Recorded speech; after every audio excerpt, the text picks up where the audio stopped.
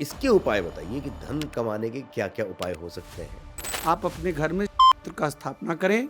कबूतर का घर पर आना राहु को खराब करना है कि पूरी दुनिया आने वाले समय में महामंदी की ओर जा रहा है कि ट्रम्प अंततः सीज फायर कर देंगे तो पश्चिम बंगाल में सरकार बनेगी। कितने ही फ़िल्म स्टार्स हैं जो आपके पास आते हैं, आपके घर पर, उनके साथ आपकी इतनी अच्छी मित्रता है। आपके अनुभव कैसे हैं उनके साथ? क्योंकि ना तो आपके अंदर ऊर्जा है, ना आपके अंदर साधना है, आपके अंदर प्रोपेगेंडा है। सबसे लोअर लिमिट चांदी का मैं बता दूं 1.75, सबसे लोअर लिमिट, इससे नीचे डरने की जरूरत नहीं है।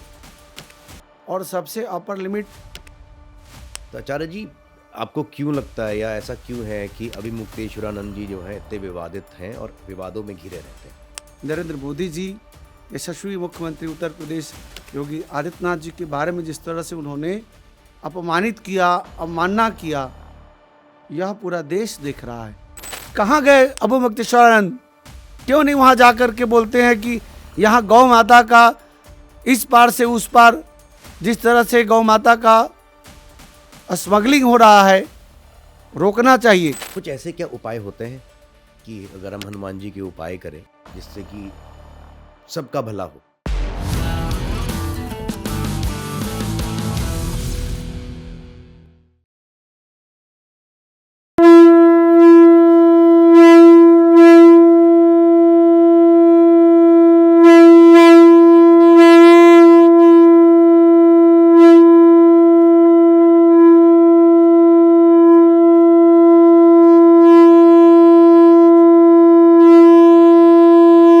हरे कृष्णा महाप्रभु।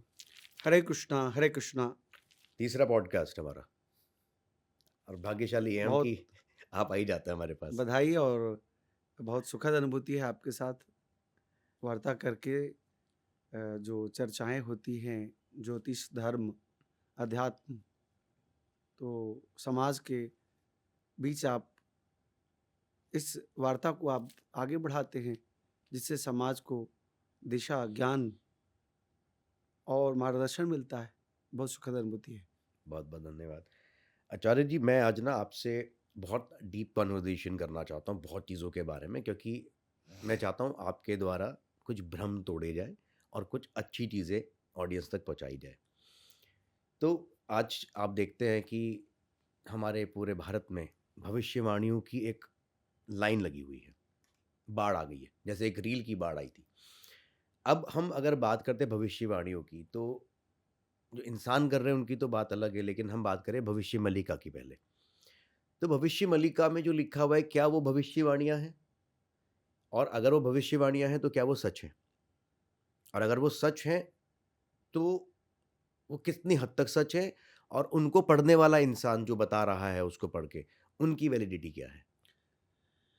देखिए मोहित त्रिपाठी जी, सबसे पहले मैं बता दूं कि भविष्य पुराण और भविष्य मालिका ये दोनों दो चीज़ है। भविष्य मालिका जो है उसमें क्या चीज़ लिखा हुआ है, क्या चीज़ नहीं लिखा हुआ है, इसको मैंने गंभीरता से नहीं पढ़ा है। अच्छा। कुछ चीज़ें मैंने पढ़ी है, कुछ पास्ट चीज़ें जो हुआ है, जैसा लोग बताते हैं कि भविष्य मालिका में भारत गुलाम होगा, ऐसी बातें भी उसमें लिखी गई हैं। लेकिन अभी जो भविष्य मालिका को पॉडकास्ट के माध्यम से जो महानुभाव लोगों के सामने प्रस्तुत कर रहे हैं, वह केवल और केवल एक भ्रम है, लोगों को डराने का माध्यम है, लोगों को भ्रमित करने का माध्यम है, लोगों के अंदर भय पैदा करने का एक बहुत बड़ा माध्यम है। भविष्य मालिका को वह पढ़ नहीं रहे हैं, भविष्य मालिका को बेच रहे हैं अपनी प्रसिद्धि के लिए। इसको रोकने की जरूरत है और समाज को उससे बचने की जरूरत है। ऐसा दिग्भ्रमित बातें बार बार वो करते हैं। कभी कहते हैं कि भारत पर 7 देश मिलकर एक साथ आक्रमण करेगा, कभी बोलते हैं कि पूरी दुनिया में जो है सिर्फ 40 करोड़ लोग रह जाएंगे, 800 करोड़ लोग हैं यानी 760 करोड़ लोग मर जाएंगे। ऐसी ऐसी बातों का वो भ्रम पैदा करते हैं। इस भ्रम से जनता जो है दिग्भ्रमित होती है, लोगों के अंदर डर पैदा होता है। जीवन जीने की आशा टूटती है और कुछ लोग डिप्रेशन में भी जाते हैं। और भविष्य मल्लिका में पीछे में क्या हुआ है, कितना सही है, तथ्य क्या है, यह आम जनमानस के बीच यह पुस्तक आना चाहिए। कोई एक व्यक्तिगत पार्टिकुलर व्यक्ति भविष्य मल्लिका उड़िया भाषा में पढ़ करके जो लोगों को दिग्भ्रमित कर रहे हैं, उससे बचने की जरूरत है।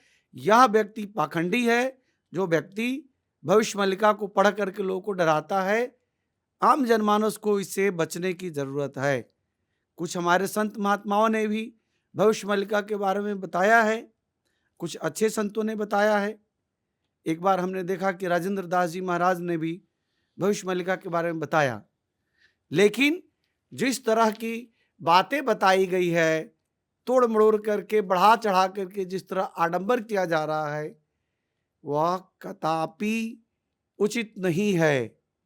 या भारत के लोगों के मन में डर और एक बहुत बड़ा मन में अस्थिरता पैदा करता है।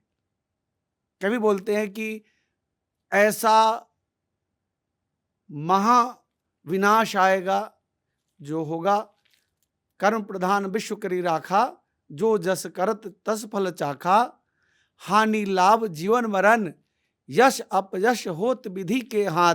सब ये सब विधि के हाथ में है, तो आप इतना परेशान क्यों कर रहे हैं आम जनमानस को। इसलिए इस मुद्दे पर इतना ही बोलूंगा कि ऐसे पखंडियों से बचने की जरूरत है। हाँ, हमारे कुछ अच्छे संत महात्माओं ने जो बताया है, लेकिन उन्होंने उतना डराया नहीं है। उन्होंने पास्ट में जो घटनाएं घटी हैं उसको बताया है। कलयुग समाप्त होने जा रहा है, फिर क्यों 4,25,26,000 वर्ष, 28,000 वर्ष, क्यों? जब कलयुग 5 ही वर्ष में समाप्त हो जाएगा तो फिर ये तो मजाक हो गया। तो उससे बचें। अब आचार्य जी, सब चीज़ें एक चीज़ के पीछे भाग रही हैं, पूरी दुनिया, और जो लड़ाई भी चल रही है वो भी उसी के पीछे है, वो है धन। हर किसी का सबसे पहला सवाल किसी भी ज्योतिषाचार्य से यही होता है, धन। अगर वो किसी इंटरव्यू पे जाता है तो होता है धन, वो पढ़ने जाता है तो माँ बाप की इच्छा होती है धन, लड़का शादी करता है किसी लड़की से, लड़की के माँ बाप की इच्छा होती है धन, और लड़के की भी इच्छा होती है धन। तो ये धन जो है ना, ये पूरी दुनिया में चल रहा है। अब लोगों को धन कमाना है, जिसने कमा लिया उसको और ज़्यादा, और जिसने नहीं कमाया उसको थोड़ा कुछ बड़ा बनना है। इसके उपाय बताइए कि धन कमाने के क्या-क्या उपाय हो सकते हैं और किस तरह से कमाया जाए? मोहित जी, इस कलयुग में बिना धन का आप अपने घर से 5 किलोमीटर की दूरी तक तय नहीं कर सकते।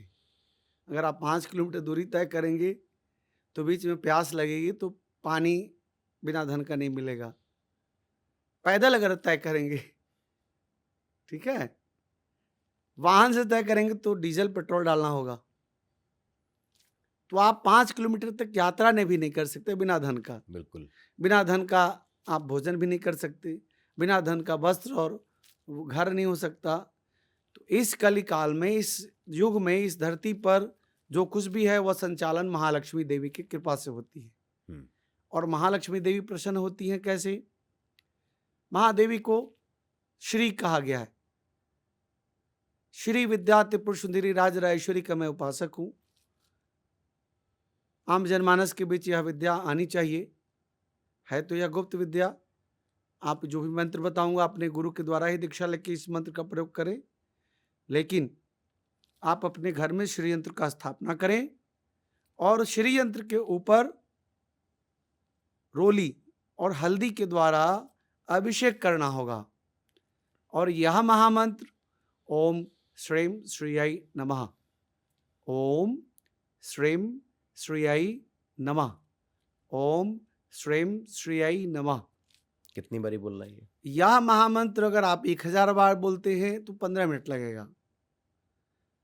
शुद्ध देसी गाय का घी कम मिलता है, देसी गाय का घी मिलता है तो अच्छी बात है, नहीं तो तिल का तेल का दीपक जला करके, चमेली का तेल का दीपक जला करके शुद्ध आसन पर बैठ करके शांत चित्त से मोबाइल ऑफ करके,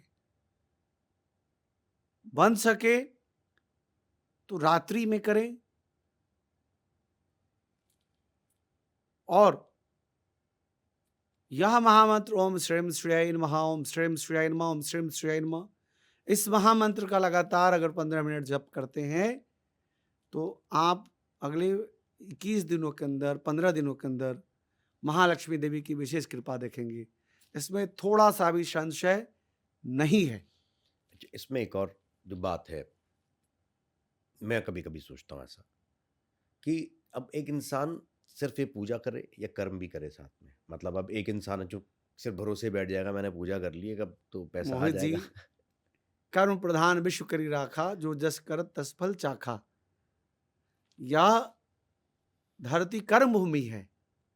यहाँ बिना कर्म का आपके थाली में भोजन भी दिया जाए, आप हाथ से मुंह तक नहीं लाएंगे तो भोजन नहीं खा पाएंगे। कर्म करें, कर्म के साथ यह धर्म करें, धर्म यह करें। पूजा करें, और श्री सूक्तम का पाठ करें, ललिता सहस्त्र नाम स्तोत्र का पाठ करें। इसके साथ साथ चींटियों को चीनी और आटा चढ़ाएं, पक्षियों को भोजन कराएं, पक्षियों को दाना दें, मछली को आटे का दाना बना करके दें। और ये कोई भी कर सकता है, तो इस मतलब तरह का उपाय अगर आप करते हैं साथ साथ, तो निश्चित तौर पर महालक्ष्मी प्रसन्न होंगी। नहीं, मैं जानना चाहता हूँ क्या ये कोई भी कर सकता है? क्योंकि कोई- मछलियों को दाना इसलिए मैं पूछ रहा हूँ आपसे, क्योंकि कई लोग कहते हैं कि मछलियों को दाना किसी पर्टिकुलर महादशा में या दशा में देना चाहिए, तो इससे कोई मतलब नहीं? ऐसी कोई मतलब नहीं है। अच्छा। आप पशु पक्षी देखिए, कहा गया है ना कि 84 लाख योनि, जी। तो यह पेड़ पौधे भी हमारे भाई हैं, हुँ। पशु पक्षी भी हमारे भाई हैं, परिवार हैं। यह प्रकृति हमारा परिवार है। मछली जो जलचर हैं, जो नभचर हैं, वो सब 84 लाख योनियों के अंदर ही हैं। जो वनस्पति है वह 84 लाख योनि के अंदर ही है। हुँ। मनुष्य भी है, वह 84 लाख योनि के अंदर है। कीट पतंग जो है, सांप भी सब 84 लाख योनि के अंदर है। लेकिन आचार्य जी, जैसे कई बारी देखते हैं हम लोग कि फ्लैट्स में खासकर, घरों में भी कबूतर घर बना लेते हैं, और अब इसमें कई लोग ये कहते हैं कि कबूतरों का घर पर आना अच्छा नहीं माना जाता, शुभ नहीं मानते हैं, नेगेटिविटी होती है। तो क्या ये सच है? देखिए मोहित जी, कबूतर को इसलिए घर में शुभ नहीं माना जाता है कि कबूतर के बीड्स में जो वायरस होता है, उससे अलग अलग प्रकार के रोग फैलते हैं। अच्छा। कबूतर आपके घर पर आएगा, गंदगी फैलाएगा, उससे श्वास के, अस्थमा और बहुत सारे रोग बच्चों के अंदर, बड़ों के अंदर होता है। तो इसलिए उनको आना ठीक नहीं है। कबूतर का घर पर आना राहु को खराब करना है। राहु को? राहु प्लैनेट जो है, हुँ। उसका खराब करना है, उसको मतलब अच्छा नहीं माना जाता। और कबूतर जो है, उसको दाना आप अगर चौराहे पर डालते हैं तो राहु आपका अच्छा होता है। छत पे भी नहीं डालना चाहिए कबूतरों के दाना? अपने घर के छत पर तो नहीं, नहीं। राहु को अपने सर पर बिठाने वाली बात होगी। और केतु के लिए क्या करते हैं लोग? वही बताया आपको, मछली को मछली को दाना, दाना? मछली को दाना केतु के लिए है। केतु के लिए। अच्छा। अब बड़े सारे लोगों का डर शनि से भी है। अभी जैसे सुनने में आया है, मुझे नहीं पता, कि शनि की साढ़े-साती चल रही है कई लोगों के ऊपर, और जो चलती रहती होगी। कुंभ, मीन और मेष राशि, इन 3 राशियों पर शनि की साढ़े-साती है। हुँ। प्लैनेटरी पोजीशन के आधार पर अभी शनिदेव मीन राशि में हैं। जी। 2 अप्रैल यानी आज के ही दिन शनिदेव जो है मंगल के साथ युति हो गया। 2 अप्रैल से शनिदेव का मंगल की युति द्वंद्व योग है, जो 11 मई तक चलेगा। यह पूरी दुनिया के लिए द्वंद्व योग जो है वह अच्छा नहीं है। अगर यह द्वंद्व योग के बीच सॉल्यूशन निकलना चाहिए, जो आने वाला महाभारत को इंडिकेशन देता है। 11 मई तक इसका सॉल्यूशन निकलना चाहिए। अच्छा। और आचार्य जी, क्या शनि से लोग जो डरते हैं कि शनि हमेशा जो है बुरे ही प्रभाव देता है? शनि मोहित जी न्याय के देवता माने गए हैं। शनि देव को न्याय का देवता कहा गया है। आप अच्छा काम करेंगे, शनि देव अपने पीरियड में, अपने महादशा में बहुत अच्छा फल देंगे, शुभ फल देंगे, खूब लाभ देंगे। और वैसे भी अगर शनि से और शनि देव की महादशा काल में अगर आप बुरे कर्म करते हैं, नशा पान करते हैं, रोग लगेगा। महिलाओं को उत्पीड़न करते हैं, महिलाओं को छेड़ते हैं, तो जेल योग बनेगा। किसी को प्रताड़ित करते हैं, किसी को ठगते हैं, कोई भी व्यक्ति, तो शनिदेव उसको दंड देते हैं। शनिदेव कलयुग के देवता माने गए हैं, गरीबों के देवता माने गए हैं, न्याय के देवता माने गए हैं। जो अपंग हैं, अपाहिज हैं, जो खुद से अपनी जीवन जीने की व्यवस्थाएं नहीं कर सकते, उनको दान करना चाहिए। उससे शनिदेव प्रसन्न होते हैं। किस तरह का दान? आप अन्न दीजिए, आप वस्त्र दीजिए, मंदिरों के बाहर दीजिए। जो आपके घर में साथ में काम कर रहा है, अगर उसको ज़रूरत है, आप कभी अपने साथ सहयोगी को आप भोजन कराइए, उससे भी शनि प्रसन्न होते हैं। आचार्य जी, क्या लेकिन एक चीज़ उसमें क्या मैं देखता हूँ, शनिवार के दिन बहुत सारे लोग शनि मंदिर जाते हैं, तेल चढ़ाते हैं, तिल चढ़ाते हैं, बहुत सारी चीज़ चढ़ाते हैं। तो क्या ये सबको करना ही चाहिए या इसके भी कुछ इफ़ेक्ट आ सकते हैं, या जिसकी शनि की दशा नहीं है उसको नहीं करना चाहिए, ऐसा भी कुछ है क्या? देखिए, देवी देवताओं की उपासना से किसी को हानि कभी नहीं होती। किसी भी देवी देवताओं की उपासना, किसी भी ग्रहों का उपाय उपासना करने से कभी भी हानि नहीं होती। लेकिन कभी मुझे किसी ने शायद ये कहा था कि जिसका शनि उच्च का होता है उसको शनि की पूजा नहीं करनी चाहिए। तो गलत बात है। ये गलत बताया। सभी देवी देवताओं की पूजा करनी चाहिए। नवग्रह की शांति और नवग्रह की पूजा करनी चाहिए। शनि अब शनिवार के दिन आप हनुमान जी की पूजन करें। हनुमान जी ज़्यादा प्रसन्न होंगे, तो शनिदेव आपको परेशान नहीं करेंगे। शनिदेव के भी पूजा करें आप। सबसे ज़्यादा प्रभावशाली मंत्र होता है ओम प्राम प्रेम प्रम सह शनये नमः। ये महामंत्र है, इसका जप करें। दूसरा, नीलांजन समाभाषम रविपुत्रम यमाग्रजम छाया मात्रड संभुतम तम नमामि शनैश्वरम। शनिदेव का यह महामंत्र भी आपको काफ़ी लाभ देगा।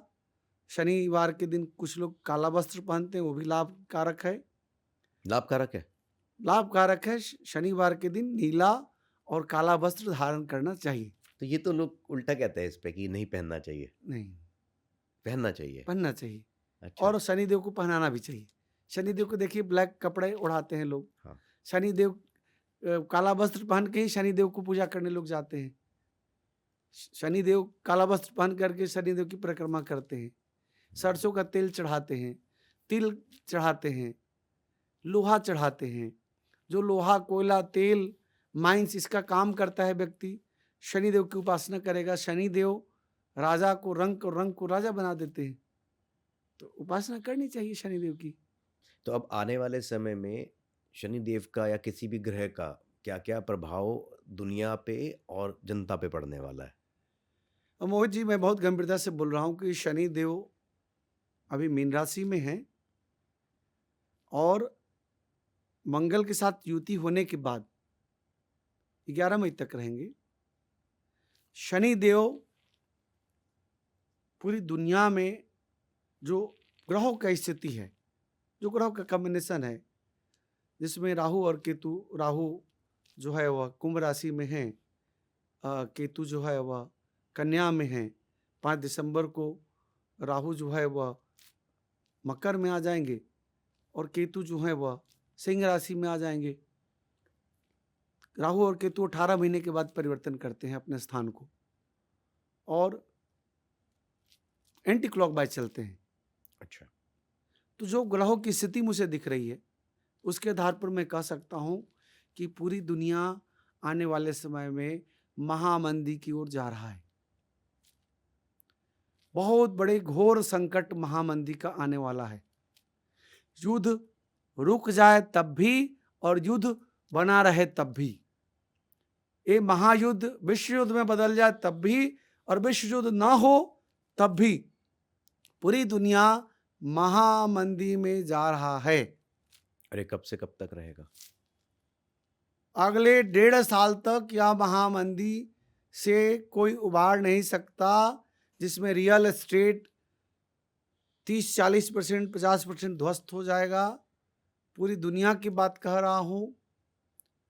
इसके अलावा सबसे सेफ जो मार्केट युद्ध स्थिति बन रही है, उसमें सबसे सेफ जो अभी तक इन्वेस्टमेंट कहा गया है वह गोल्ड सिल्वर का कहा गया है, धातु का कहा गया है। आप देखेंगे 15-16 अप्रैल के बाद जिस तरह अभी गोल्ड कैसे गिरा, काफी गिरा, लोग परेशान हुए। मैं मोहित जी प्लानिटरी पोजीशन के आधार पर, ग्रहों की अनुकूलता के आधार पर वर्ष 2083 रौद्र इनके देवता हैं, विक्रम संवत रौद्र विश्व 83 के राजा बृहस्पति और सेनापति मंगल, इनके आधार पर हम कह सकते हैं गोल्ड का सबसे लोअर लिमिट अगर जाएगा, युद्ध हो, कुछ भी उत्पात हो, तो 1,19,000 इसको लॉक कर दीजिए। अच्छा, 24 कैरेट का कीमत सबसे लोअर लिमिट। बहुत सारे पत्रकार लोग डरा रहे हैं गोल्ड खत्म हो जाएगा, गोल्ड खत्म हो जाएगा, 1 लाख से नीचे आ जाएगा, कभी नहीं आएगा, सबसे लोअर लिमिट। और इस साल का सबसे अपर लिमिट 2.5 से 3 लाख के बीच होगा।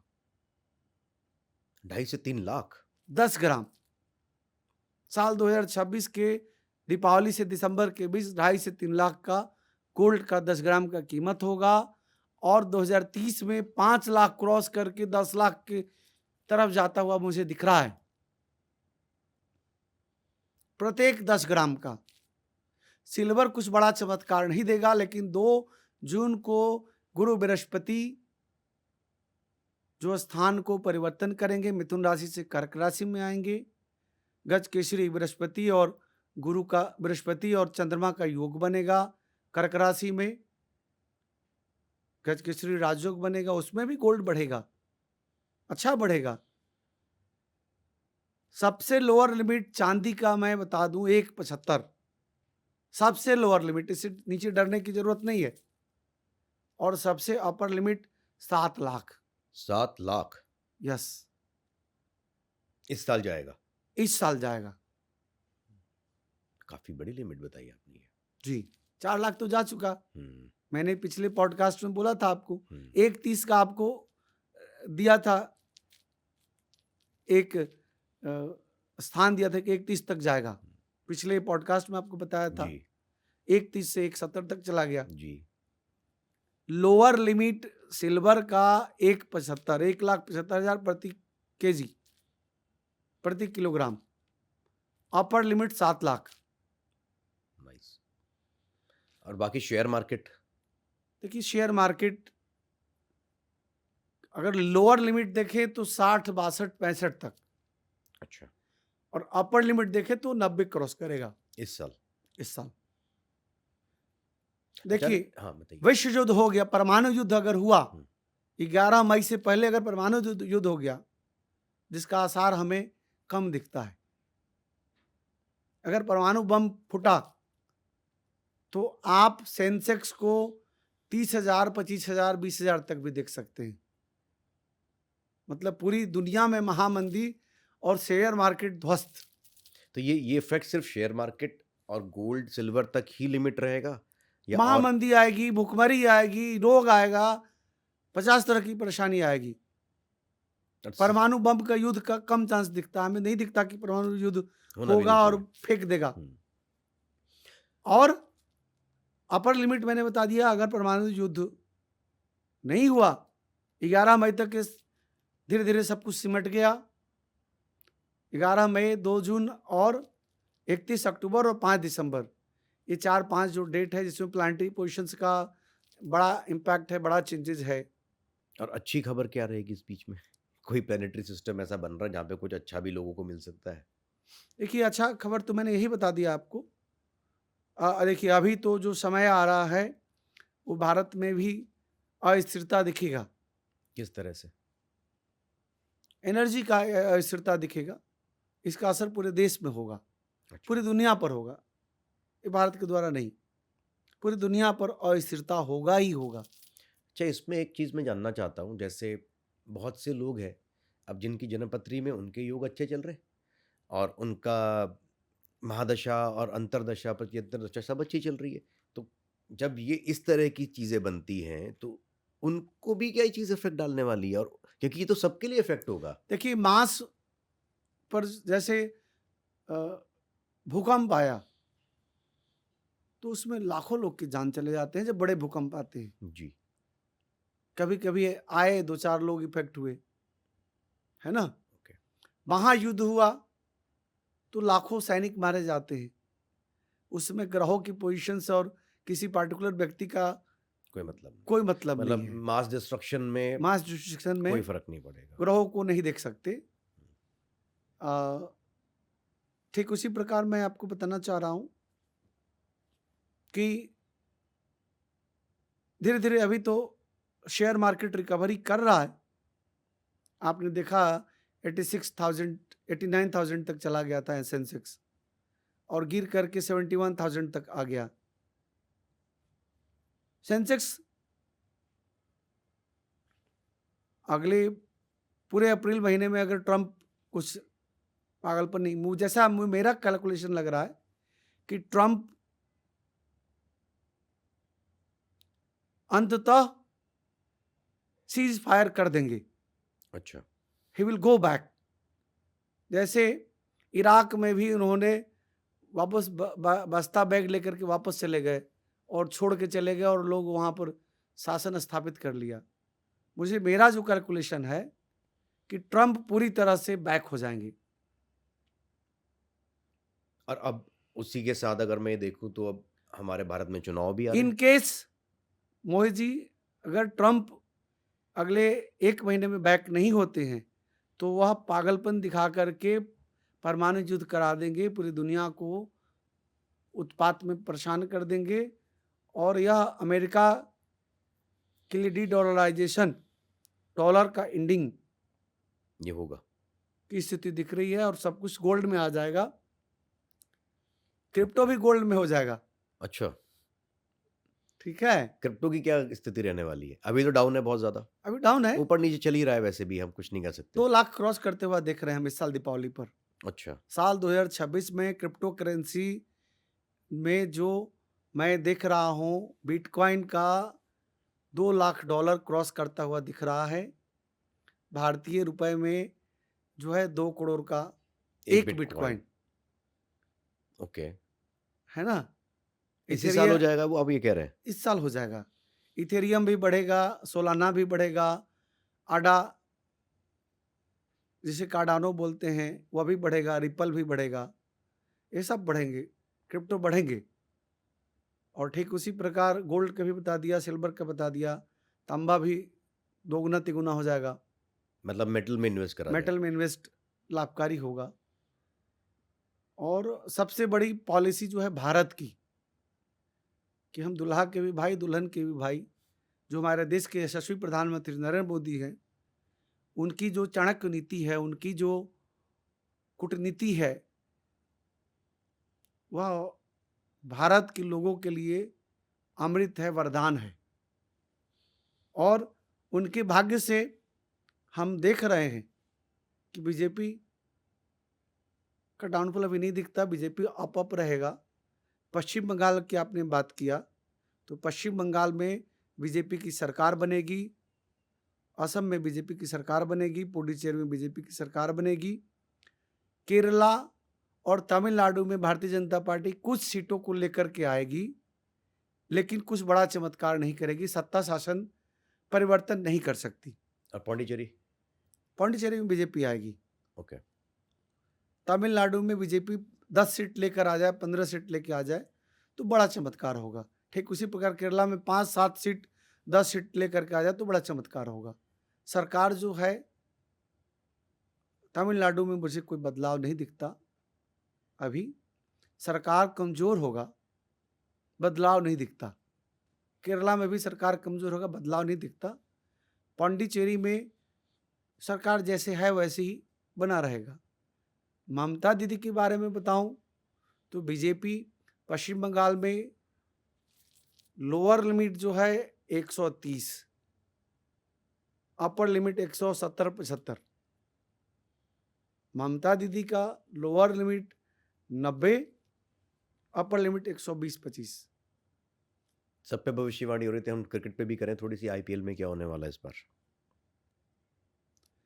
मैं बहुत ही गंभीरता से बोल रहा हूँ, मैंने आईपीएल पर कोई कैलकुलेशन नहीं किया है। अच्छा। बस इतना ही मैं बता दूं कि भारत भूमि का विजय श्री 2026 में दिखता है, भारत विजय प्राप्त करेगा, क्योंकि पूरे विश्व में भारत ही एक ऐसा राष्ट्र है जो शांत, धीर, गंभीर और फलित फूलित हो रहा है। अभी कोई चिंता की बात नहीं है। पूरी दुनिया में अस्थिरता है। चाइना जो है ताइवान को अपनाने के लिए लगा हुआ है, चाइना ताइवान को खत्म करने पर लगा है, पाकिस्तान अफगानिस्तान को खत्म करने पर लगा है, अफगानिस्तान पाकिस्तान को खत्म करने पर लगा है, रूस यूक्रेन को खत्म करने पर लगा है, यूक्रेन रूस को, इजराइल जो है वह आपको इजराइल ने ईरान को ख़त्म करने पर लगा है, ईरान इजराइल को, अमेरिका इजराइल मिलकर ईरान को ख़त्म करने पर लगे हैं। तो इस तरह पूरी दुनिया में अस्थिरता है।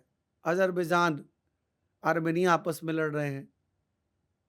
हाँ, इतना जरूर बताऊंगा, अगला शिकार जो है डोनाल्ड ट्रंप का क्यूबा। अच्छा। इसको लिख लीजिए, इसको आप बताइएगा। डोनाल्ड ट्रंप का अगला जो शिकार होने जा रहा है वह क्यूबा, सूडान, तंजानिया, ब्राजील, अच्छा। ये सब देश पर हमला करेंगे, एक एक करके हमला करेंगे। ये बड़ी भविष्यवाणी है जी। अब जैसे कई लोगों ने भविष्यवाणियां करी, एक एस्ट्रोलॉजर को मैंने देखा, आपने भी शायद देखा होगा, कि प्लेन्स गिर जाएंगे, उस पर एक भविष्यवाणी हुई। हालांकि मैंने वो वीडियो देखी थी, उसमें ऐसा कहीं नहीं था जो बात हुई है।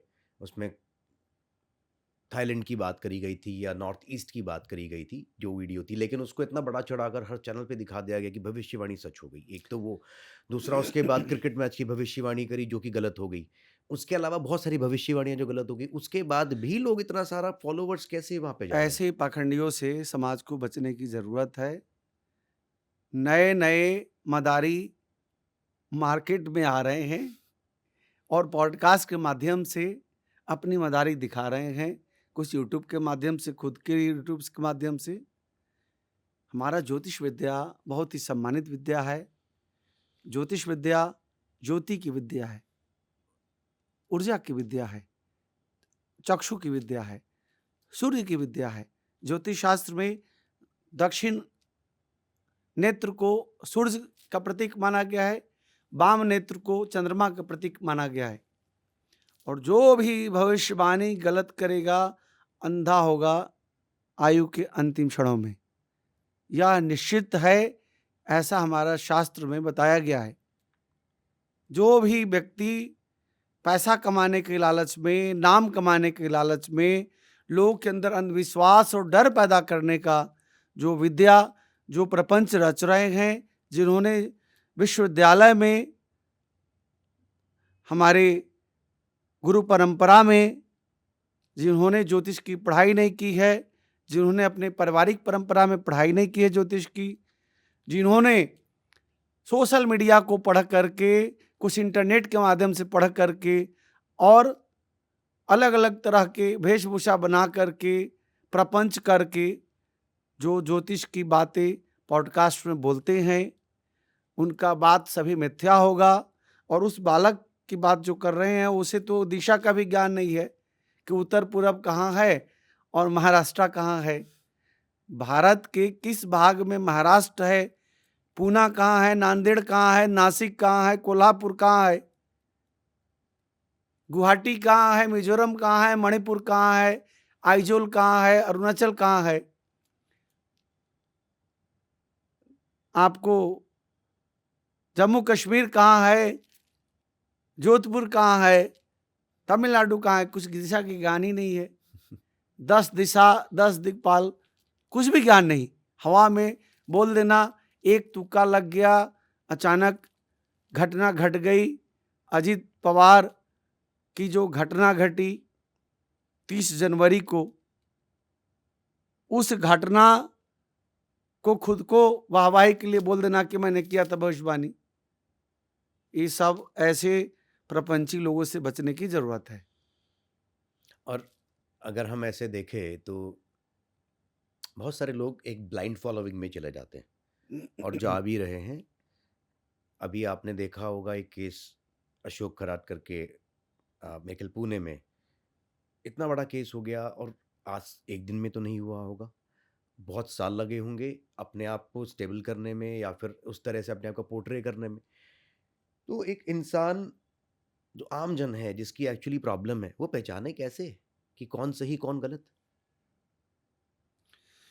देखिए मोहित जी, मैं बहुत ही गंभीरता से बोल रहा हूं कि मैं खुद को खुद से बेहतर नहीं समझ सकता, कोई मुझे समझ लेगा। आप अपने आप से बेहतर अपने आप को समझ, आप अपने आप को अपने से बेहतर कोई नहीं आपको समझ सकता। जहाँ बिल्कुल। तक भविष्य जानने की बात है, तो कुछ लोगों को अपनी भविष्य जानने की इच्छा होती है। एक बार एक ज्योतिषी के पास गए, 10 साल बाद वह दूसरे के पास जाते हैं। कुछ लोगों को ज्योतिष मैनिया होता है, हर रोज नए ज्योतिषी के पास जाते हैं, हर रोज भविष्यवाणी सुनते हैं, कर्म नहीं करते। वह बस सिर्फ ज्योतिषियों की भविष्यवाणी सुन सुन करके अपने अच्छे बहुमूल्य समय को नष्ट कर देते हैं। और कुछ लोग हैं ऐसे पापियों के, अशोक खरात जैसे पापी, पाखंडी या समाजद्रोही, जो हमारे देश की माताओं के असमत इज्जत के साथ खिलवाड़ करके जिस तरह से उसने ज्योतिष तंत्र मंत्र विद्याओं का अपमान, बेइज्जती और भरोसा का समापन किया है, ऐसे लोगों को फांसी की सजा होनी चाहिए। सिर्फ और सिर्फ जेल से नहीं, ऐसे लोगों को फांसी की सजा होना चाहिए जो बहुत सारी माताओं को, बहुत सारी देवियों को, बहुत सारी महिलाओं को अपमानित किया, बहुत सारी महिलाओं के इज्जत आबरू के साथ खिलवाड़ किया, उनको भ्रमित किया, उनको मिस कन्विंस किया, और उनके साथ जिस तरह यौन शोषण अपराध किया है। हमारे न्याय प्रणाली को, न्याय संहिता को, दंड संहिता जो भारत का है, नजीर पेश करे ऐसे लोगों को फांसी देकर। और ऐसे ही अगर मैं देखूं तो जो सोशल मीडिया है, उसमें अगर आप देखेंगे तो किसी को भी कभी भी रातों रात स्टार बनाया जाता है। एक लड़की मोनालिसा, अगर मैं सही नाम ले रहा हूँ, तो वो हमारे कुंभ मेले में वहाँ पर दिखी, वो कुछ बेच रही थी और उसको बड़ा फेमस करा गया। अभी रिसेंटली पता चला है कि उसने किसी एक मुस्लिम से शादी कर ली, वो उसकी अपनी पर्सनल चॉइस है। लेकिन अब ऐसे लोग जिनको कोई ज्ञान नहीं है, जिनको कुछ आइडिया तक नहीं है, अपने जीवन का तक का नहीं पता, वो आके क्या बोल रहे हैं कि जब उनसे सवाल पूछा गया कि आपने क्यों करा ऐसा, तो क्या बोलती है कि भगवान श्री कृष्ण ने राधा से पूछा था कि तू हिंदू है कि मुसलमान है प्यार करने से पहले। तो ऐसे लोगों का बहिष्कार क्यों नहीं करा जाता समाज से, या इनके ऊपर क्यों एक्शन नहीं लिया जाता जो मो, हमारे देवी देवताओं के लिए ऐसी उल्टी सीधी बातें कर देते मोहित जी, मैं बहुत ही गंभीरता से बोल रहा हूँ। कूड़ा कचरा जो होता है ना, उसको डस्टबिन में ही आप रखते हैं, फेंकते हैं, है ना? उसका स्थान डस्टबिन ही है। कूड़ा कचरा को आप न सर पर बिठाते, न थाल में रखते। जिस तरह कूड़ा कचरा की तरह वह हिंदू समाज के ऊपर तमाचा मारने का काम किया है, ऐसे कूड़ा कचरा को कूड़ा में ही पड़े रहने देते। वह कुंभ में माला बेचती थी, माला बेचने वाली थी, उसकी वही अस्तित्व था, वही औकात था।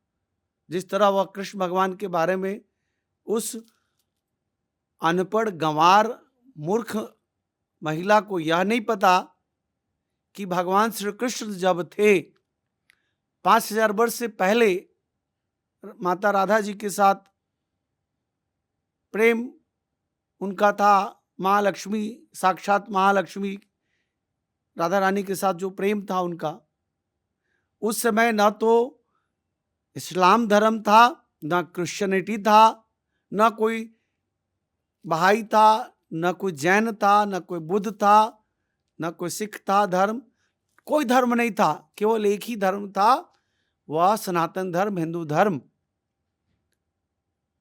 तो जो अनपढ़ है, जिसे ज्ञान नहीं, कूड़ा कचरा को कूड़ा में ही रहने दीजिए।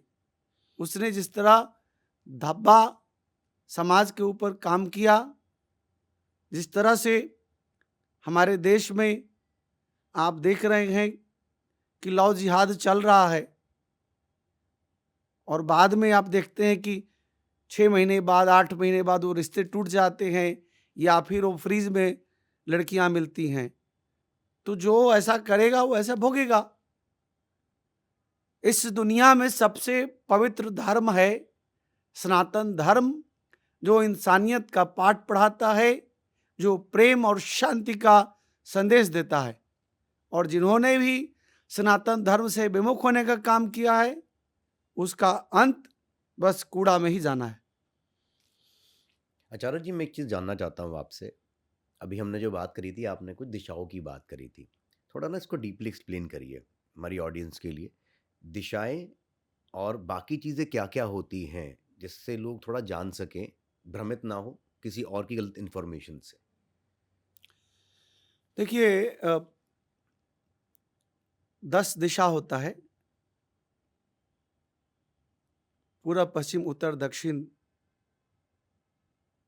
नैऋत्य कोण, आग्नेय कोण, वायव्य कोण, ईशान कोण, आकाश और पाताल। ये 10 दिशाएं हैं। उसी तरह पंचदेवता हैं, षोडश मातृका हैं, 64 योगिनी हैं, 9 ग्रह हैं। ये सब कर्मकांड के अभिन्न अंग हैं। उसके साथ साथ ज्योतिष विद्या में बहुत सारे लोग को पंचांग के बारे में पूछा जाए तो नहीं पता। नक्षत्र कितने हैं? 27 नक्षत्र हैं। किस नक्षत्र के कौन से अधिपति ग्रह हैं, लोग को नहीं पता। आप डीपली अगर पुस्तक को पढ़ेंगे, अध्ययन करेंगे, तो इन सब की जानकारी मिलेगी। 18 पुराण हैं, 108 उपनिषद हैं, 4 वेद हैं। और जो जिस प्रकार 4 वेद हैं, तो हमारे 4 धाम भी हैं, जिसमें बद्रिकाश्रम एक धाम हुआ, द्वारकाधीश दूसरा धाम हुआ, जगन्नाथपुरी तीसरा धाम हुआ, और चौथा धाम जो है, जिसे हम पूरब दिशा में सब धाम बार बार, और जो पूरब दिशा का धाम है पश्चिम बंगाल, गंगा सागर, यह भी एक धाम है। अच्छा। लेकिन हम विशेष रूप से जो 12 ज्योतिर्लिंग है, और हमारे जो 4 शंकराचार्य का स्थान है, जिसमें बद्रिकाश्रम, द्वारकाधीश, द्वारकापीठ, जगन्नाथपुरी और श्रृंगेरी, ये 4 मठ हैं शंकराचार्य जी के द्वारा स्थापित। और पांचवा मठ लोग कम जानते हैं, लेकिन अंत में भगवान आदि शंकराचार्य ने 5वां मठ का स्थापना भी किया था, जो कांची कामकोटि पीठम, कांची मठ, कांचीपुरम में? कांचीपुरम। तो वह 5वां मठ है शंकराचार्य जी का। जैनेन्द्र सरस्वती जी,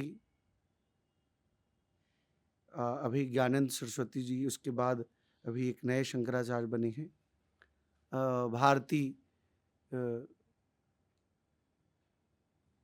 भारती जी महाराज जो है वह श्रृंगेरी पीठ के हैं। पूज्य स्वामी निश्चलानंद जी महाराज हमारे जो जगन्नाथपुरी का पूरी पीठाधीश्वर हैं, जो अभी के सबसे वरिष्ठतम शंकराचार्य हैं, सबसे बड़े विद्वान हैं। 2 पीठ पर स्वयंभू शंकराचार्य हैं, जिसमें द्वारका पीठ के सदानंद जी महाराज हैं, और बद्रिकाश्रम पीठ तो विवादित है, आप देख ही रहे हैं, उनका चर्चाएं चल ही रहा है। तो अभिमुक्तेश्वरानंद जी जो हैं, वो कौन से पीठ के हैं? देखिए, अभी तो बद्रिकाश्रम के अपने आप को शंकराचार्य जो बता रहे हैं, लेकिन माननीय सुप्रीम कोर्ट में वह मुद्दा चल रहा है। अभी बहुत जोरों से, लंबे समय से उसका मुद्दा चल रहा है। तो अब उनके जो भारती तीर्थ जी महाराज हैं श्रृंगेरी वाले, उन्होंने उनको माना है कि बद्रिकाश्रम के जो शंकराचार्य हैं अभिमुक्तेश्वरानंद हैं। दूसरे तो उनके खुद के गुरु भाई हैं सदानंद जी द्वारका पीठ के, लेकिन जो निश्चलानंद जी महाराज हैं, उन्होंने उनको शंकराचार्य, जैसा हमने मीडिया के माध्यम से देखा, उन्होंने नहीं माना है। अच्छा, तो आचार्य जी, आपको क्यों लगता है या ऐसा क्यों है कि अभिमुक्तेश्वरानंद जी जो हैं इतने विवादित हैं और विवादों में घिरे रहते हैं? देखिए, संत महात्माओं को, पूरी दुनिया के लिए संत महात्मा होते हैं, सबके लिए संत महात्मा होते हैं, किसी एजेंडे के लिए नहीं होते। आप संत हैं तो संत आपके स्वरूप, आपकी भाषा, आपकी मर्यादा, आपकी चाल चलन, आपके रहन सहन, और उसके साथ साथ आपके विचार, आचार विचार, व्यवहार, लोगों के प्रति करुणा और प्रेम, त्याग, तपस्या, और सब कुछ त्याग करके संत बनते हैं। जो संत होते हैं, सन्यासी संत, वह अपने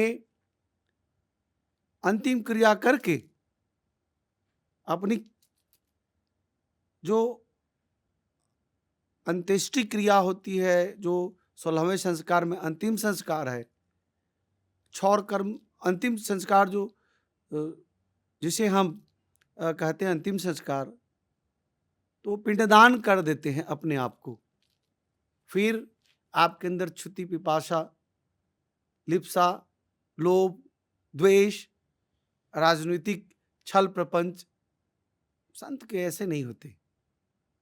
जो अभिमुक्तेश्वरानंद जी के आप बारे में पूछ रहे हैं, अभी आपने देखा कैसे माघ मेले में उन्होंने जिस तरह से पूरे देश को आकृष्ट करने के लिए, मीडिया में बने रहने के लिए, राजनीतिक प्रोपेगेंडा चलाने के लिए, समाजवादी पार्टी और विपक्षी पार्टी कांग्रेस पार्टी, उसके बहुत करीबी प्रिय पात्र होने के लिए जिस तरह से उन्होंने हमारे देश के यशस्वी प्रधानमंत्री नरेंद्र मोदी जी, यशस्वी मुख्यमंत्री उत्तर प्रदेश योगी आदित्यनाथ जी के बारे में जिस तरह से उन्होंने अपमानित किया, अवमानना किया, यह पूरा देश देख रहा है। मैं कंडेम करता हूं कि संत महात्मा और जो बटुक लोगों को पिटाई हुआ, उसकी मैं भर्त्सना करता हूं, नहीं होना चाहिए था। लेकिन बटुकों को आगे बढ़ा करके और उनको प्रशासन से लड़ाने का काम जिस तरह से उन्होंने किया, आप कैसे शंकराचार्य हैं? जगत गुरु आदि शंकराचार्य जी ने पूरे भारत का पैदल मार्ग से भ्रमण किया था। आप 500 मीटर नहीं उतर के चल सकते, पालकी पर बैठ करके नहाएंगे? और गंगा मैया से आप ज्यादा बड़े हो गए क्या? आपने स्नान भी नहीं किया, गंगा मैया को अपमानित करके आप जा रहे हैं। जो भी होना था हुआ। मैं प्रशासन का दोष देता हूं कि उन्होंने बटुकों पर मारा, लेकिन बटुकों के ऊपर प्रशासन, क्या पुलिस भारत की, उत्तर प्रदेश की पागल है जो मारना शुरू कर दिया बटुकों पर? नहीं, सरासर गलती है कि उन बटुकों को इन्होंने इतना साह दे दिया, इतना बढ़ावा दे दिया कि अपने गुरु के लिए तुम लोग अपना कर्तव्य दिखाओ। और उन लोगों ने जब पुलिस प्रशासन ने रोका कि महाराज जी आप इधर से नहीं जाइए, नहीं तो भगदड़ होगा तो सैकड़ों लोग मरेंगे, फिर आप जो ड्रामा आपने किया था कुंभ में वो फिर से शुरू कर देंगे कि इस्तीफा दो, योगी इस्तीफा दो। उससे बचने के लिए वहां के प्रशासन ने कि कोई बड़ा भगदड़ ना हो, सैकड़ों लोग हताहत न हो, मरे नहीं, इसलिए लोगों ने बोला कि आप महाराज जी यहीं से उतर जाइए और सम्मान पूर्वक चल करके स्नान कीजिए। उन्होंने तो ऐसा रुख अख्तियार कर लिया कि ना, हम तो उतरेंगे ही नहीं पालकी से, हम तो गंगा मैया के पास ही जा करके। और बाद में वो बोलते हैं कि कोई और संत है जो कार से जा रहा है घाट तक। अरे दूसरे की बात छोड़ दीजिए, आपके अंदर ये भावना होनी चाहिए कि आप गंगा मैया से मिलने जा रहे हैं, गंगा मैया का दर्शन करने जा रहे हैं, गंगा मैया का आचमन करने जा रहे हैं, स्नान करने जा रहे हैं, तो आप जाइए, पैदल उतर करके जाइए, स्नान कीजिए। लेकिन नहीं, उनको तो पूरा देश का आकर्षण का केंद्र बनना था, जो ड्रामा बनाना था बनाया उन्होंने, और पूरा देश, पूरा मेला खराब हो गया। 1 महीने का जो मेला था पूरा मेला खराब हो गया। और मैं गंभीरता से बताता हूँ मोहित जी, मौनी अमावस्या में मौन रहा जाता है। मौनी अमावस्या में इतना नहीं बोला जाता है कि सिर्फ आप बोल रहे हैं, दूसरा कोई सुन रहा है, और आप ऐसे उलुल जलुल बातें कर रहे हैं जिसको हजम नहीं किया जानता। आप योगी आदित्यनाथ को, जिन्होंने सनातन धर्म के लिए, जिन्होंने हिंदुत्व के लिए, जिन्होंने आने वाले पीढ़ियों के लिए जिस तरह से आताताई मुसलमान मौलाना उलेमा और मुस्लिम समाज के उन आताताइयों, मैं सबके नहीं कह रहा हूं, मुस्लिम समाज में अच्छे लोग भी हैं, जो आताताई, जो इस्लाम के विरुद्ध जाकर के जिन्होंने गौकशी की बात करते, गौ काटने की बात करते हैं, जिन्होंने अपमानित करते हैं भारत माता को, जो अपमानित करते हैं हमारे सनातन धर्म को, उन लोगों को योगी जी ने सबक सिखाया है। लेकिन अभी मुक्तेश्वरानंद जी तो ये कहते हैं ना कि मैं तो गौरक्षा के लिए काम कर रहा हूँ। बिल्कुल गौ रक्षा होनी चाहिए। मैं ब्राह्मण पुत्र हूँ, मैं गोभक्त हूँ, गोपालक हूँ, मेरे घर में भी गाय हैं, और गो हत्या बंद होना चाहिए, मैं इसका समर्थन करता हूँ। अबू मुक्तेश्वरानंद जी क्यों नहीं केरला में जाके बोलते हैं? पश्चिम बंगाल में चुनाव हो रहा है, जाके जनता को समझाएं। जिस तरह बिहार में उन्होंने बीजेपी के खिलाफ चुनाव लड़ने के लिए 243 सीटों पर अपने कैंडिडेट उतारे थे, क्यों नहीं पश्चिम बंगाल में उतार रहे हैं कि ममता बनर्जी के लोग गो हत्या करते हैं, सारे अधिकतर मुसलमान गो हत्या करते हैं, और ममता बनर्जी के लोग जिस तरह से भारत से बांग्लादेश में किरान के द्वारा गौ माता को इधर से उधर भेजते हैं, वहां बीएसएफ को आप काम नहीं करने देती ममता बनर्जी, सीआईएसएफ को और सेंट्रल एजेंसी को काम नहीं करने देती, वहां पर अपने पश्चिम बंगाल के पुलिस जवानों को लगा रखी है। तो कहाँ गए अबू मुक्तेश्वरानंद? क्यों नहीं वहां जाकर के बोलते हैं कि यहाँ गौ माता का इस पार से उस पार जिस तरह से गौ माता का स्मगलिंग हो रहा है, रोकना चाहिए? क्यों नहीं बोलते हैं? अबू मुक्तेश्वरानंद जी पालघर में कहाँ चले गए थे? पालघर के 2 संत मारे गए, कुछ नहीं बोला, बल्कि पालघर के संत जब मरे थे उस समय उद्धव ठाकरे मुख्यमंत्री था महाराष्ट्र का, उसको जाकर के आप आशीर्वाद देते हो, और आपके आशीर्वाद की शक्तिहीन है, इतनी भी शक्ति नहीं है कि आपने आशीर्वाद दिया था। अबू मुक्तेश्वरानंद ने आशीर्वाद दिया था, क्या उन्होंने कहा था कि फिर से आशीर्वाद देते हैं मुख्यमंत्री बनने का? आशीर्वाद आपका निष्फल चला गया, क्योंकि ना तो आपके अंदर ऊर्जा है, ना आपके अंदर साधना है, आपके अंदर प्रोपेगेंडा है। अगर वो प्रोपेगेंडा करने से बचे तो मैं आपको बताता हूं कि मैं भी शंकराचार्य मानूंगा, उनको पूरा भारत की जनता उनको शंकराचार्य मानेगा। मैं उनको सम्मान करता हूं एक संत के रूप में, प्रोपेगेंडा करने वाले व्यक्ति के रूप में मैं सम्मान नहीं करता ऐसे लोगों का। जिस तरह से प्रोपेगेंडा कर रहे हैं अबू मुक्तेश्वरानंद जी, बिल्कुल गलत है। आप जाइए केरला में कैसे गौवध करते हैं लोग, गौ माता को काटते हैं, वहां जाके बोलना चाहिए। हैदराबाद में जाकर बोलना चाहिए, खुलेआम गौ का कत्ल होता है। केरला, तमिलनाडु, आंध्रा, तेलंगाना, वहां भी जाना चाहिए। पश्चिम बंगाल में भी जाना चाहिए। पश्चिम बंगाल में तो नहीं जाएंगे। तो मैं अबू मुक्तेश्वरानंद जी को एक संत के रूप में भले ही सम्मान करूं, लेकिन एक शंकराचार्य के रूप में नहीं। शंकराचार्य की ऐसी भाषा नहीं होती। शंकराचार्य, आप देखिए ना, शंकराचार्य भारती तीर्थ जी महाराज भी हैं।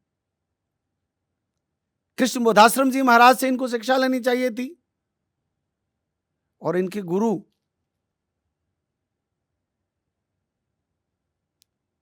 स्वरूपानंद जी महाराज भी अच्छे देश के मूर्धन्य संतों में एक थे। श्री विद्या त्रिपुर सुंदरी देवी के बहुत बड़े उपासक। और उनकी भाषा शैली और आकर्षण और प्रेम उनके अंदर था। उनके अंदर इतना कट्टरता और द्वेष, ईर्ष्या नहीं था। उनके पास तो सभी पार्टी के लोग जाते थे। तो मैं ऐसा मानता हूं कि अबू मुक्तेश्वरानंद जी को योगी आदित्यनाथ जी के 2027 के चुनाव के मद्देनजर जिस तरह एजेंडा चला रहे हैं, उस एजेंडा को रोकना चाहिए। एक साथ दोनों लोग को आना चाहिए हिंदुत्व को लेकर के, अगर हिंदुत्व को मानते हैं। और मैं योगी आदित्यनाथ जी को सनातन धर्म का एक बड़ा धर्म ध्वजावाहक के रूप में मानता हूं। ऐसे व्यक्ति 100 वर्ष की आयु भी प्राप्त करे, ऐसे व्यक्ति को राष्ट्र का प्रधानमंत्री होना चाहिए। 3 व्यक्ति जो अभी सामने राजनेता हैं, जो नरेंद्र मोदी जी निश्चित तौर पर यशस्वी प्रधानमंत्री, जो पूरे विश्व को अपने व्यवहारिक जादू, अपने अंदर की नीति, चाणक्य नीति से किसी के शत्रु नहीं है। इजराइल के मित्र भी हैं, ईरान के भी मित्र हैं। जो नरेंद्र मोदी जी अमेरिका के भी साथ हैं, रसिया के भी साथ हैं, चाइना के भी साथ हैं, नॉर्थ कोरिया के भी साथ हैं। तो ऐसे राजनेता 100 वर्ष की दीर्घायु होनी चाहिए। अमित शाह जी, जिन्होंने पार्लियामेंट के अंदर यह कहा कि हम जम्मू कश्मीर के लिए अपनी जान तक दे देंगे, ऐसे राजनेता को भी दीर्घजीवी 100 वर्ष की आयु होनी चाहिए। और ऐसे तीनों नेता जो हैं हमारे देश के, इन तीनों को देश का नीति निर्धारक, निर्माता और देश के प्रधानमंत्री, ऐसे तीनों लोगों को होना चाहिए। और ये तीनों नेता अच्छे हैं। और जिस तरह से अबू मुक्तेश्वरानंद जी तीनों नेताओं को खिलाफ बोलते हैं, यह दुखदाई है। तो आचार्य जी, अब कुछ और चीज़ें मैं जानना चाहता हूँ आपसे, जो कि अब लोगों की भलाई के लिए। हमारे सनातन में बहुत सारे लोग बहुत अलग-अलग तरह की पूजाएँ करते हैं और अलग-अलग तरह के देवी-देवताओं को मानते हैं। और ऐसा कहा गया है कि कलयुग में सबसे शक्तिशाली जो हैं वो हनुमान जी हैं। आप हनुमान जी की पूजा करिए तो आपको सब कुछ प्राप्त होता है। और कुछ ऐसे क्या उपाय होते हैं कि अगर हम हनुमान जी के उपाय करें जिससे कि सबका भला हो, और ऐसे उपाय जो सब कर सके, ऐसे कुछ हमें उपाय बताइए। देखिए, कोई चमत्कारिक अगर हनुमान जी का आशीर्वाद प्राप्त करना चाहता है तो सोमवार को दोपहर में 51 या 108 पीपल के पत्ते तोड़ ले, उस पीपल के पत्ते पर सीताराम सीताराम लिख ले, लाल धागे से जो है पिरो ले और उस पर सिंदूर लगा दे, घी लगा ले, और हनुमान जी को मंगलवार को प्रातः काल जा करके उन्हें हम हनुमते रुद्रात्मकाय होम फट अथवा हनुमान चालीसा का पाठ करके वरमाला की तरह उनके गले में माला को पिरो दे, पहना दे। हनुमान जी की निश्चित तौर पर कृपा की प्राप्ति होगी, इसमें कोई संशय नहीं है। और साथ ही साथ एक मुखी हनुमान कवच, पंचमुखी हनुमान कवच और सप्तमुखी हनुमान कवच, ये 3 कवच का पाठ कर ले, पूरी दुनिया के शत्रु कुछ भी करना चाहें तो उसके खिलाफ कुछ नहीं कर सकते। हनुमान जी को कलयुग का प्रत्यक्ष देवता और 7 अमर में एक अमर हनुमान जी को माना गया है। तो हनुमान जी का अगर आप पूजन करते हैं, लाल देह लाली लसय अरुधरि लाल लंगूर, वज्र देह दानव दलन, जय जय जय जय कपिशोर। हनुमान जी लाल देह में लाल रंग का धारण करते हैं वस्त्र। तो भगवान हनुमान जी की कोई भी प्रतिमा हो, अगर आप 11 मंगलवार हनुमान जी को चोला चढ़ाएं, हनुमान जी प्रसन्न होंगे। हनुमान चालीसा गोस्वामी तुलसीदास जी ने लिखा है, उस हनुमान चालीसा का निश्चित तौर पर पाठ करें। मैं एक चीज और कहना चाहूंगा, एक भारत के बहुत बड़े संत हैं, पद्म विभूषण से विराजित हैं, राम भद्राचार्य जी महाराज, तुलसी पीठ के पीठाधीश्वर हैं, अच्छे संत हैं, बहुत बड़े विद्वान और ज्ञाता हैं। लेकिन उन्होंने जिस प्रकार से गोस्वामी तुलसीदास जी के लिखे हुए हनुमान चालीसा को नए तरीके से गढ़ने का काम किया है, भारत का कोई भी व्यक्ति उसको नहीं मानेगा। क्योंकि जिसके मन में बसे हैं राम, वो निकलेगा वही राम राम। जिसके मन में बसे हैं हनुमान, वो निकलेगा वही हनुमान। और जिसने हनुमान चालीसा, मोहित जी बहुत गंभीरता से बोल रहा हूँ, हमने हनुमान चालीसा का पाठ कभी भी पुस्तकों में नहीं पढ़ा, सुन सुन करके याद कर लिया। और पूरे भारत की जनता हनुमान चालीसा का पाठ सुन करके ही बोलता है, जो गोस्वामी तुलसीदास जी ने रच दिया वही सत्य है, बाकी सब मिथ्या है। और ऐसा भी कहा जाता है कि हनुमान चालीसा अपने आप में सिद्ध है, उसको सिद्ध करने की भी ज़रूरत नहीं है। बिल्कुल सत्य है, हनुमान चालीसा अपने आप में सिद्ध है। जैसे शालिग्राम भगवान अपने आप में सिद्ध हैं, उन्हें प्राण प्रतिष्ठा करने की जरूरत नहीं है। भगवान शालिग्राम धारण आप करते हैं, कोई पूजा पाठ और संकल्प करने की जरूरत नहीं है, प्राण प्रतिष्ठा की जरूरत नहीं है, अपने आप में भगवान विष्णु हैं। शालिग्राम भगवान की उत्पत्ति गंडकी नदी नेपाल में है, वहां से उनकी उत्पत्ति होती है। उनका पूजन आपको करना है, साक्षात विष्णु जी की कृपा होगी। शालिग्राम भगवान के ऊपर तुलसी का पत्ता चढ़ा करके आप पूजा करते हैं, भगवान विष्णु जी की कृपा होती है। एक चमत्कारिक उपाय बताता हूँ, बृहस्पतिवार के दिन स्नान करके शालिग्राम भगवान के ऊपर तुलसी के पत्ते से अभिषेक करें, अर्चन करें। तुलसी के पत्ते को चढ़ा करके विष्णु सहस्त्र नाम का पाठ करें अथवा ओम भगवते वासुदेवाय नमः इसका पाठ करें, तो आप देखेंगे चमत्कार होगा। ठीक उसी प्रकार भगवान शिव जी का जो शिवलिंग है, नर्मदेश्वर शिवलिंग जिसे कहते हैं, नर्मदा नदी में पाए जाते हैं, उन्हें भी प्राण प्रतिष्ठा करने की जरूरत नहीं है। नर्मदेश्वर शिवलिंग नर्मदा नदी से आप उठा करके लाइए, पूजन शुरू कर दीजिए। हर कण कण में है शिव, नर्मदेश्वर में नर्मदेश्वर शिवलिंग। और इधर आप आ गए शालिग्राम भगवान, भगवान विष्णु जी का। और साथ ही साथ कोई भी पीपल के वृक्ष के नीचे बैठ करके अगर आप हनुमान चालीसा का पाठ करें, सिद्ध हो जाएगा। पीपल के नीचे? पीपल के वृक्ष के नीचे। पीपल के वृक्ष में सर्वदेव का वास होता है। पूरी धरती पर एक ऐसा वृक्ष है जो ऑक्सीजन देता भी है और छोड़ता भी है, लेता भी है, छोड़ता भी है। अब लोग डरते भी हैं, लेकिन फिर वहाँ कभी पे नहीं डरना चाहिए। पूरे भारत के सनातनियों को जिसके जितने बच्चे होते हैं पीपल के वृक्ष लगाएं। पीपल का वृक्ष सबसे पवित्र है।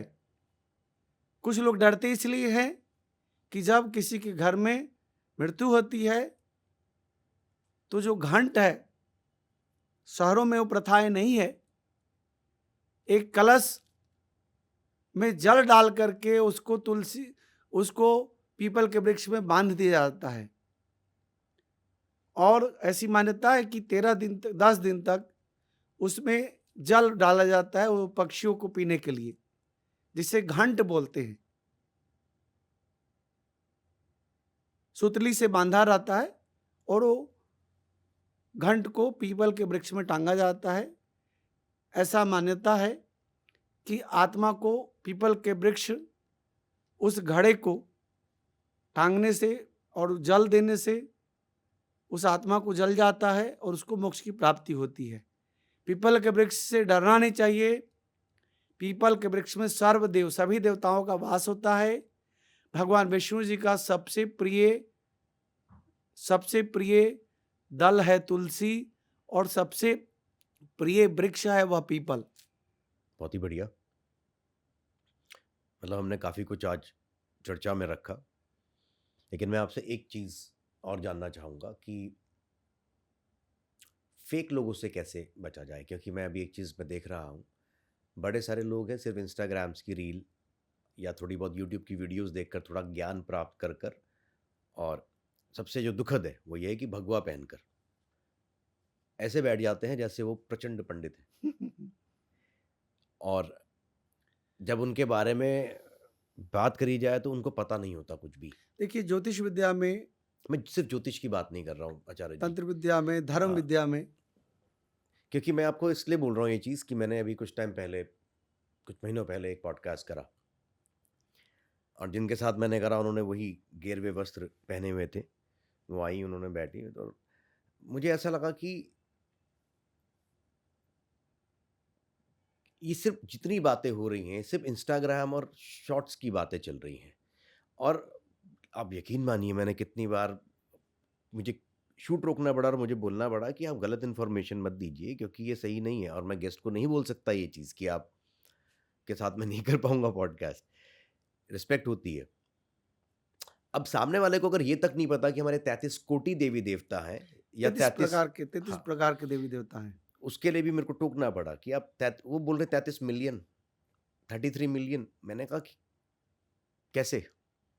तो अब क्या करें कि ऐसा क्या आप लोग क्या ऐसा कोई क्राइटेरिया रखते हैं या रखेंगे आगे जाकर कि जो धर्म के बारे में बात करने आ रहा है, जो धर्म को बताने आ रहा है, जो इन्फॉर्मेशन पास ऑन कर रहा है, वो कम से कम वैलिडिटी कुछ तो हो? देखिए मोहित जी, मैं बहुत ही गंभीरता से बोल रहा हूँ। ज्योतिष विद्या, पूजा पाठ, कर्मकांड विद्या, इसमें जब से नॉन ब्राह्मण लोग घुसे हैं, अब्राह्मण जो ब्राह्मण नहीं है, जो गुरु परंपरा से नहीं है, जिन्होंने शास्त्री नहीं किया, आचार्य नहीं किया, जिन्होंने वेद नहीं किया, वेद का पाठ नहीं किया, जिनके पौराणिक तरीके से पद्धति से गुरु परंपरा से नहीं है, जिनके माता पिता उस संस्कार से नहीं है, जिनके दादा परदादा माता पिता परिवार की वंशावली में न ज्योतिष किया, न विद्या किया, न पूजा पाठ किया, न कर्मकांड किया, आज जो भी नॉन ब्राह्मण्स लोग हैं, ये बहुत बड़ा कटाक्ष है। लेकिन मैं ब्राह्मण्स और नॉन ब्राह्मण्स की बात कर रहा हूँ, मैं कोई जाति बात नहीं कर रहा हूँ, बट फैक्ट है कि जो भी नॉन ब्राह्मण्स लोग हैं उन्हें लगता है कि ज्योतिषी लोग अथाह पैसा कमाता है और यह विद्या बहुत आसान विद्या है, इससे धन कमा करके, नाम कमा करके, नाम बहुत जल्दी अर्जित कर लेंगे, धन बहुत अर्जित कर लेंगे। जबकि ब्राह्मणों की तरह तपस्या वो नहीं कर सकते जो नॉन ब्राह्मण है, ब्राह्मणों की तरह धैर्य नहीं है, विद्या अध्ययन करने की शक्ति नहीं है, उनके अंदर आलस्य त्यागने की शक्ति नहीं है। ब्राह्मण आलस्य को त्यागते हैं, आडंबर को त्यागते हैं, ब्राह्मण पूजा पाठ यज्ञ अनुष्ठान ज्योतिष विद्या इन सबको अपना जीवन शैली मानते हैं, व्यापार नहीं मानते। जो नॉन ब्राह्मण लोग हैं वह व्यापार मानते हैं और उसको अपना रहे हैं। हर कम्युनिटी के लोग घुस गए हैं इसमें। पहले कोई मॉडल था या थी, पहले कोई जो है बिजनेसमैन था, पहले कोई नौकरी करता था, पहले कोई कुछ फेल कर गया, ज्योतिष अपना लो। तो पर इससे क्या आपको नहीं लगता समाज में एक मोहित जी, समाज में इसका दुष्परिणाम देखने को मिल रहा है। अशोक खरात जैसे लोग, जी है ना, पहले ज्योतिष विद्या और पत्रकारिता भी ये ब्राह्मणों की विद्या, पत्रकारिता भी ब्राह्मणों की विद्या। अच्छा अरे नारद मुनि कौन थे? पूरी धरती के पहले पत्रकार, ब्रह्मा जी के सुपुत्र, है ना। अब पत्रकारिता में भी पत्रकार लोग कम और चाटुकार लोग ज्यादा हो गए। हालांकि मैं इस बात को कटाक्ष के रूप में नहीं कर रहा कि ये सिर्फ विद्या सिर्फ ब्राह्मणों की विद्या पत्रकारिता। अब ये तो प्रोफेशनल संदेश भेजने और संदेश प्राप्त करने की विद्या है और न्यूज़ की विद्या हो गई। वो पत्रकारिता अब नहीं रह गई। जो चिट्ठी जो है ब्राह्मण एक दूसरे के घर पहुंचाते थे, वो अभी एक पत्रकारिता थी। हमारे पोस्टमैन से पहले हमारे आचार्य ब्राह्मण लोग ही, बाद में नाई समाज से लोग, नाई समाज के लोगों को भी गाँव में आधा ब्राह्मण ही माना जाता है, क्योंकि पूजा पाठ वो लोग भी कराना जानते हैं। इनफैक्ट कई जगह तो पहला जो संदेश है वो नाई के थ्रू ही जाता है, कई जगहों पे आज भी। हाँ, नाई और गुरु, ब्राह्मण गुरु नाई, है ना। तो हमारे दुख की बात है कि हमारे जो भारत के नाई समाज, हमारे भाई लोग हैं, उनके अंदर भी घुसपैठ करके मुस्लिम समाज के लोग घुस गए हैं और ज़्यादातर मुस्लिम समाज के लोग नाई का काम कर रहे हैं। हमारे नाई समाज के लोग कहाँ वो काम कर पा रहे हैं? हमारे नाई समाज के भाई लोग की उतनी आर्थिक समृद्धि नहीं है कि वो बड़ा सा सैलून खोल करके बैठ जाए। तो समाज में जो लोग किटी पार्टी, जो माताएं बहनें जो करती थीं, और जो लोग आप देखेंगे कि पहले कुछ और थीं या कुछ भी नहीं थी, बस गूगल पढ़ करके सुंदर रूप गुण को दिखा करके और टीवी पर बैठ करके, पॉडकास्ट पर बैठ करके लोग ज्ञान बांट रहे हैं पढ़ पढ़ करके। अध्ययन और एक्सपीरियंस दोनों अलग चीज़ है। इस दोनों का विशेष महत्व है। और सिर्फ टिप लेना, कहीं से उठा करके कुछ भी डाल देना और कुछ भी पढ़ लेना और कुछ भी बोल देना, मैं इस पे मैं बिल्कुल परहेज नहीं रखता कि किसी ने पढ़ के कुछ बोला, लेकिन वो सही बोले। अगर कुछ गलत है अब तो उसको ज्ञान ही नहीं है तो कहीं से कुछ भी पढ़ ले, और उसको वेरीफाई करने का वो कौन सी पुस्तक है, वो पुस्तक को देखा ही नहीं है कि कौन सा पुस्तक से लिया गया है, ये क्या चीज है, कर देगा कुछ भी। क्योंकि ज्ञान जो है ना, हम बहुत जिम्मेदारी से ये चीज़ लेते हैं कि अगर हमारे चैनल से कुछ जा रहा है तो वो सही चीज़ होनी चाहिए, भले ही मुझे 10 बार टोकना पड़े। कारण जैसे आपकी हमारी चर्चा हुई, आपके पास से सही ज्ञान आ रहा है, शायद मेरे आपके साथ जो बात हो रही है, मुझे लगता है कि इससे लोगों का फ़ायदा होगा, लोग सुनेंगे, उनको ज्ञान मिलेगा। यही ज्ञान मुझे लगता है कि हर किसी की जिम्मेदारी और दायित्व है, जो सनातन को या किसी भी धर्म को रिप्रेजेंट करने की कोशिश कर रहे हैं। उनका ज्ञान सटीक होना चाहिए, नहीं तो वो ज्ञान ना दें। वही जी, सबसे पहले हर भगवाधारी या धर्मशास्त्री, धर्माचार्य, धर्मगुरु, आचार्य को पहला ज्ञान होना चाहिए चरित्र का। हर स्त्रियों के अंदर मातृत्व की भाव देखे और हर पुरुष के अंदर भगवान विष्णु का स्वरूप देखे। हर कन्या के अंदर कंचक और पुत्री के रूप में देखे, चैत्रवान बने। ज्योतिष विद्या धन कमाने की विद्या नहीं, धन कमाने का साधन नहीं, जीवन जीने की शैली है। यह समझे, यह समझ जिस दिन हो जाएगा तो इसमें भी जिस तरह से लोग घुसपैठ कर रहा है, घुसपैठ कम होगा और समाज को, आम जनमानस को सिर्फ रूप यौवन संपदा विशाल कुल संभवा विद्याहीन शोभंत निर्गदा एव किंसुका, है ना। रूपवान होने से, बड़े कुल में जन्म लेने से नहीं, उसके अंदर ज्ञान होने की जरूरत है। तो जिस तरह से रूप देख करके हमारी उन माताओं के प्रति आकर्षित होकर के उनके चटपटी उपायों को देख करके 2 मिनट में शास्त्रीय नहीं अशास्त्रीय चीजों को जिस तरह लोग ग्रहण कर लेते हैं और उसके पीछे भाग के फॉलोअर बना देते हैं और उसको धीरे धीरे आसमान पर चढ़ा देते हैं, तो मैं बहुत गंभीरता से बता रहा हूं मोहित जी, 5 मिलियन यानी 50 लाख फॉलोअर्स आपका साथ नहीं देंगे, आपका ज्ञान आपका साथ देगा। आप भरे मंच पर बैठेंगे तो वहां आपकी विद्वता, आपका ज्ञान, आपका चरित्र साथ देगा। एक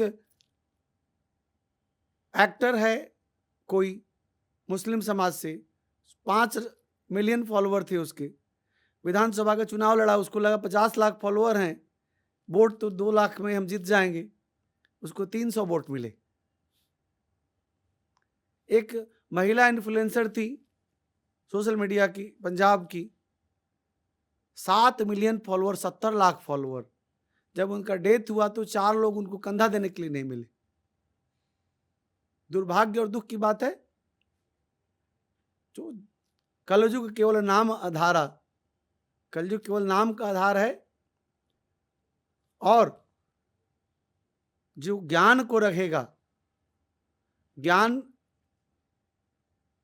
एक तो साधना का ज्ञान है, दूसरा बारंबारता का ज्ञान है, तीसरा एजुकेशन सिस्टम, यूनिवर्सिटीज का ज्ञान है। जैसे आपको बता दूं, एक अभी संत हैं स्वामी प्रेमानंद जी महाराज जी, है ना, तो उनके अंदर जिस तरह वो नाम जप करते हैं उसकी ऊर्जा का ज्ञान उनके पास है। लेकिन एक अजीब सी बात क्या है कि हमारे ही सनातन या हिंदू समाज के कई सारे संत उनका बहिष्कार करते हैं या उनके लिए उल्टी सीधी बातें बोलते हैं, जो कि मुझे नहीं पता उसके कारण क्या है।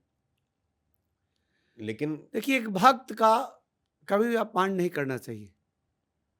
जो निरंतर एक पार्टिकुलर मंत्रों का जप कर रहा है उसको सिद्ध हो गया, राधा रानी उनकी सिद्ध हो गई हैं। उसी के प्रताप के कारण तो आज भारत की राष्ट्रपति उनको दर्शन के लिए गई। बिल्कुल, वो तो वृंदावन छोड़ के कहीं जाते ही नहीं। तो ऐसे संतों का सम्मान करना चाहिए और जीवित रहते ऐसे लोगों के वचनों को सुन करके पालन करें। जो उपयोग करने वाला चीज है उसको पालन कर लीजिए। अच्छा, बहुत अच्छी बात पता जो है क्या है? कड़वा चीज लगे उसको मत कीजिए और धीरे धीरे कीजिए। मैंने ये देखा कि मुस्लिम समाज के लोग भी उनको फॉलो करते हैं। बहुत सारे लोगों ने बोला कि हम प्रेमानंद जी को फॉलो करते हैं। अब वो फॉलो करने के लिए कर रहे हैं, अच्छी चीज़ों के लिए कर रहे हैं, जिस भी चीज़ के लिए, लेकिन कुछ तो अच्छा आ ही रहा है शायद। बिल्कुल बिल्कुल। तो हम देखिए, जो ज्ञान है, ज्ञान का बहिष्कार आप नहीं कर सकते। ज्ञान ज्ञान है। अरे ज्ञान देखिए, सगुण और निर्गुण, और एक है ज्ञान मार्ग, दूसरा है भक्ति मार्ग। जी, उनका भक्ति मार्ग है। भक्ति से शक्ति मिलती है और शक्ति से अभिव्यक्ति की शक्ति मिलती है, बिल्कुल। और अभिव्यक्ति की शक्ति से आकर्षण शक्ति प्राप्त होता है, और आकर्षण से लोग आगमन शक्ति करते हैं, आगे आते हैं, मिलन करते हैं। तो भक्ति में अथाह शक्ति है। लेकिन आचार्य जी, आप भी तो ऑलमोस्ट 4-5 प्रेसिडेंट से तो आप खुद पर्सनली मिल चुके हैं। हमारे बड़े-बड़े राजनेताओं से आप मिलते हैं। कितने ही फ़िल्म स्टार्स हैं जो आपके पास आते हैं, आपके घर पर, उनके साथ आपकी इतनी अच्छी मित्रता है। आपके अनुभव कैसे हैं उनके साथ? मैंने आज तक किसी पॉडकास्ट में नहीं पूछा आपसे, लेकिन आज मन करा पूछने का। देखिए, जो भी बड़ा व्यक्ति बनता है देश का, उसके अंदर कुछ न कुछ स्पेशल होता है, तभी वह बड़ा बनता है। वह समाज का मार्गदर्शक बनता है, कोई राष्ट्रपति होती है। एक तो ईश्वर की कृपा, बिना हरि कृपा मिल ही नहीं सकता, और बिना हरि कृपा कुछ भी नहीं प्राप्त किया जा सकता।